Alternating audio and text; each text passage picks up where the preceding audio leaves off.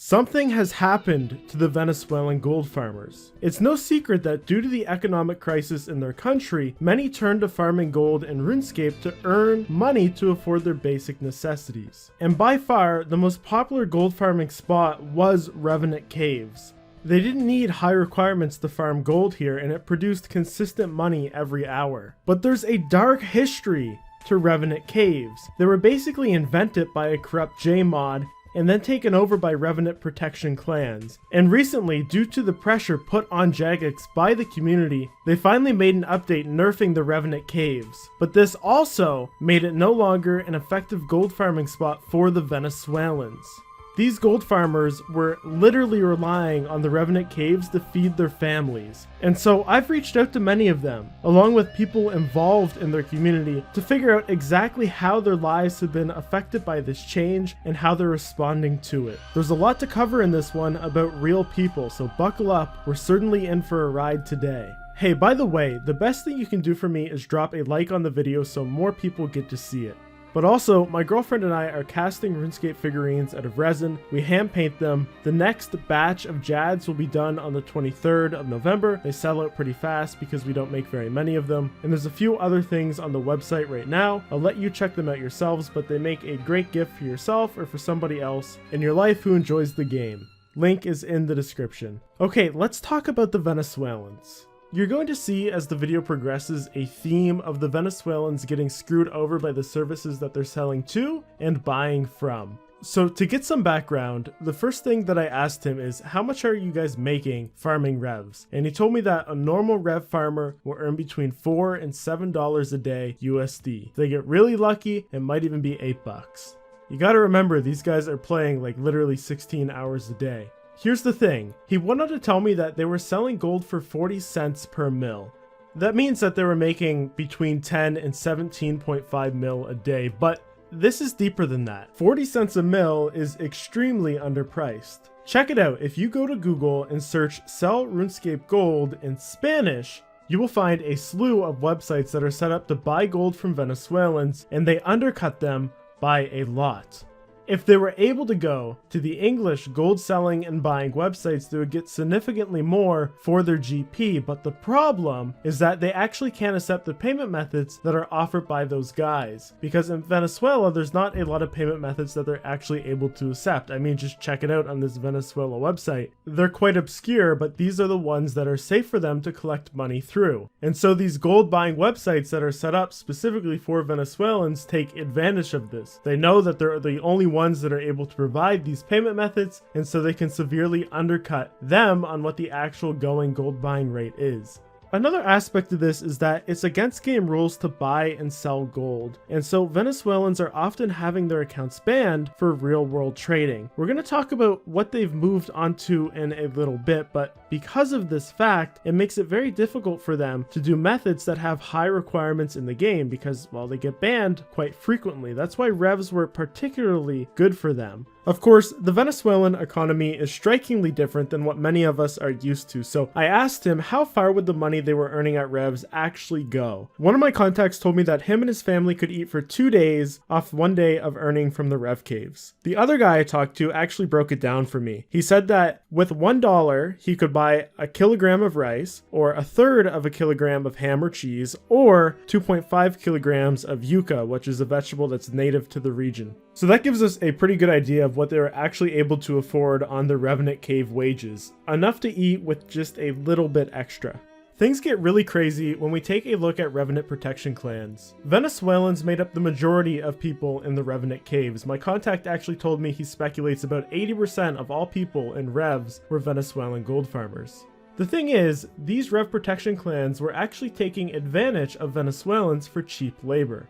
You'll come to learn that, but let's first get the perspective of the actual Venezuelan. Here's what he told me. From his perspective, these clans were very much worth it because, in his words, non-PK plagued rev caves were extremely profitable. He wanted to tell me that actually some of these Venezuelans started joining these clans, earning money from them by providing protection services to other Venezuelans. So instead of farming the revs, they were now protecting revs for pay. This was no mistake. This was actually systematic by the Rev Protection clans. I learned this from Rev Tour Guides. He runs a clan known as the Booty Hunters, and he was a scout for many really big Rev clans for a very long time. He's extremely knowledgeable on this stuff. I did an entire video with him. These clans realized that they could hire Venezuelans, pay them less than normal players, and they would actually care more about doing the protection work because they relied on it to feed themselves. The only thing that they had to do is teach them how to PK. You see, many of these Venezuelans are not actually gamers. They're specifically on RuneScape to earn money. They're not versed in the art of video games, and this is partly why they're blaming themselves for the change. We'll talk about that towards the end of the video. Regardless, these Rev Protection clans actually found people who could translate between Spanish and English to teach the Venezuelans how to PK. It was immensely profitable for these Rev Protection clans because it drastically reduced their labor cost in hiring PKers to protect the paying PVMers from anyone else that tried to come into the cave from an outside clan. There's actually a whole history of which clans were running the worlds when, how they came to be, what their downfalls were. Maybe I'll do an entire video on that in the future. Since I can't cover that all right now, one important fact to take away from this is that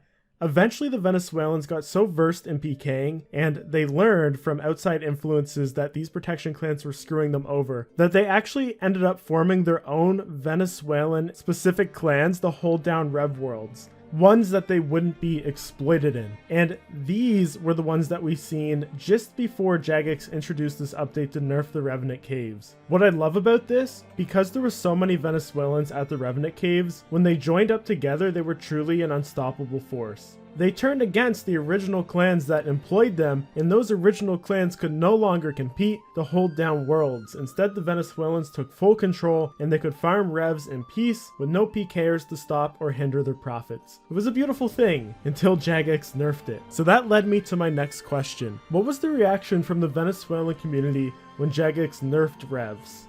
He told me that many of them don't speak English, so it's pretty rough for them to learn new methods of making money in the game. He told me that there's a few Spanish-speaking YouTubers that actually kind of help them learn, but many of them are actually blaming themselves that revs were nerfed.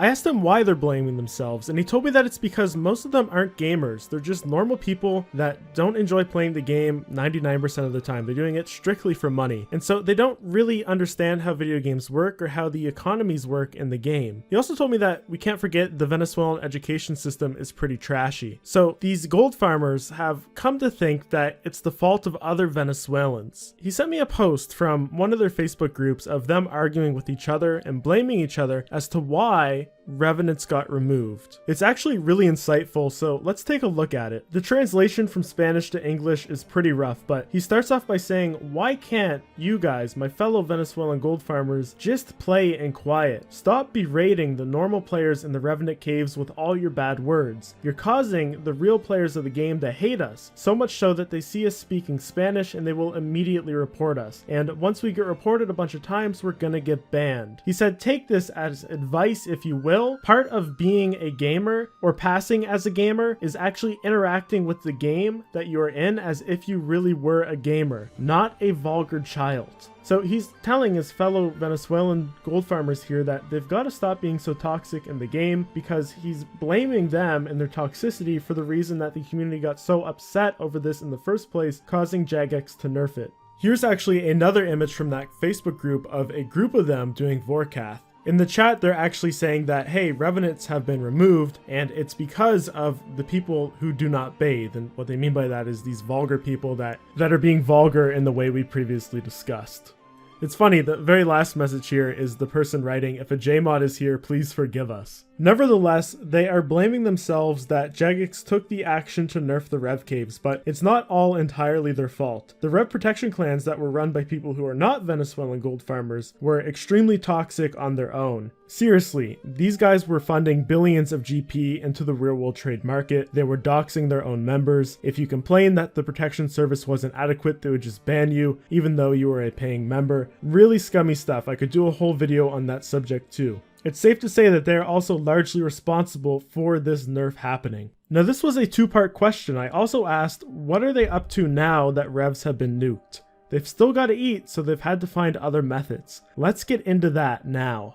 He told me, honest to God, for the Venezuelans who are lucky enough to have more powerful computers, they have turned to World of Warcraft. But many of them have really crappy computers, and so they're stuck playing RuneScape to earn a living. They have gone either one of two ways. They've either resorted to going back to those low-tier money-making methods, like collecting stuff, buying feathers, whatever it might be. Actually, if you search old school RuneScape money-making method in Spanish on YouTube, you'll see the guides that Spanish players are putting out that are helping Venezuelan players find these money-making methods. There's all sorts of really creative money-making methods that they're doing that don't have many level requirements. Again, their accounts get banned for real-world trade, so these are actually advantageous for most of the Venezuelans. On the other hand, some of these Venezuelan gold farmers are turning to high-level bosses now to farm gold from. Either their accounts already had the stats to do it, or they spent some time training them up. We're seeing now an influx of Venezuelans, especially at Bandos, but also at Nightmare, where they love to camp in full guthans because it's the cheapest method to do it, both literally and figuratively. And of course, they're at Zulra, they're at Vorkath, they're at Zalcano. Wherever they can make a profit to feed themselves, they've flocked to. Remember, there was a ton of them at Revenant Caves, and so many have moved to these bosses that we've actually seen a dip in the price of the items from their rare drop tables. You know it's bad because if you search on Reddit for Venezuela, there's many players complaining that now these areas have many more players and it's making them harder to go and kill these bosses. Anyways, that covers the current situation with where Venezuelan players have gone after the Rev update. If you enjoyed this video, consider subscribing because I've never been putting out as much content as I have been recently. Don't forget about those RuneScape figurines, the link is in the description. I'll catch you guys in the next one.